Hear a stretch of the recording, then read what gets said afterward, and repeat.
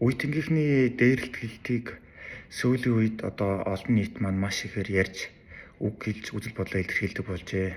За тэгэхээр би өөрөө бас энэхүү дээрлэлтэд өртөж байсан хүний хувьд бас дуу хоолойгоо нэгтгэх нь зүйтэй хэмээн үзэж байна. За миний би 2006 онд Монгол Улсын их сургуульд хэлсээд оюутны 3 дугаар байр гээд одоо энэ шинжлэх ухааны технологийн их сургуулийн ард байдаг мөс оюутны 3 дугаар байрны амьдардаг байлаа. За тэгэхэд тухайн үед бол ер нь эхний семестртээ бол бараг бүтэн ойртой хонж үзээгүй. За одоо дээд курсын одоо 3 4 дугаар курсын залуучууд орой болгон хаалгын минь цөм өшгөлөн орж ирээд л бид нэрийг одоо үгс үггүй баахан зодж гол за улгаач нараа гараад одоо арх хаваад иргээд одоо шөнийн 1 цаг 2 цагт чамаагүй өшгөлөөд одоо өрөөнөөс мөн хөөгөө гаргадаг байлаа. За бид бүхэн бол мэдээж доотлын байр маань ингээд доош хаалттай учраас хаалган цоочтой учраас 3 давхрын цонхоор одоо ингээд нэг адил мэдээлэл холбож доош унжижгүйгээл одоо өөрсдийнхөө халаасан байсан хідэн төгрөгөө цуглуулж гад нэг шил архиных нь мөнгийг босгоод шөнийн дэлгүүр хайгаал бид чэлэнж алхдаг тийм хүнд зэцүү цаг үе туулж байсан. За тухайн үедээ бол оюутныхоо байрны комендант хэлээд нэмэр байдаггүй.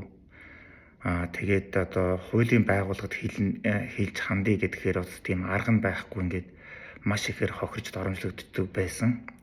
За ерөнхийдөө дараа жил нь би оюутны байранд суугаагүй. Тэгээд 8 он, 9 он, 10 он гэдэг өсөг курсүүдтэй орох үед бол нэгэнт өөрөө тэр муухай ямыг үзэж зовлонгийн туусан учраас бол доод курсын хүүхдүүдийг тийм зүй бус авир гаргаж ирсэн зүйлүүд би огт гаргаж байгаагүй.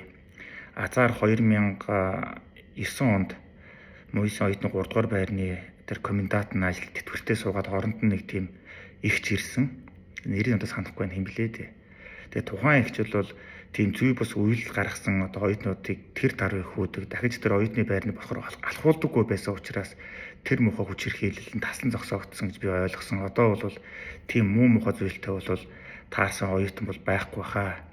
Тэгэхээр одоо энэ үе тэнгийн дээрлэх гэдэг зүйлийн эсрэг одоо энэ хүчирхийлэлд өртөжсэн хэн боловч одоо үүний эсрэг тухай бүрд нь хандаж ямарваа нэгэн байдлаар арга хэмжээ тооцоолохгүй бол энэ явдал нь одоо улам урхагшин бухшиж улмал мухай зэрлэг балмад болдгийн байлээ гэдгийг би одоо өөрийнхөө жишээгээр та бүхэнд хүргэж байна. Тэгэхээр хүүхэд залуус минь одоо багчууд минь оюутнууд минь хэн байдгийг тийм ээ та бүхэн ямар нэгэн байдлаар үе тэнгийн хүчирхийлэлд өртөж энэ мэтлэн бие махбодын одоо халдлагад өртөж байх юм бол тэр даруй одоо зохих хуулийн байгууллагад нь хандаарай. Аав ээжтэй хэлж гараа.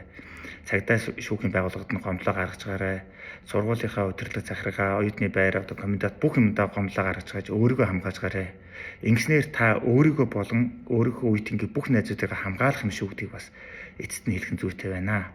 Тэгээ үе тэнгийн хүчирхийлэлтэд хизээж бид нэр эвлэрч болохгүй, хизээж энэ зүйлийг өөгшүүлэн дэмжиж болохгүй.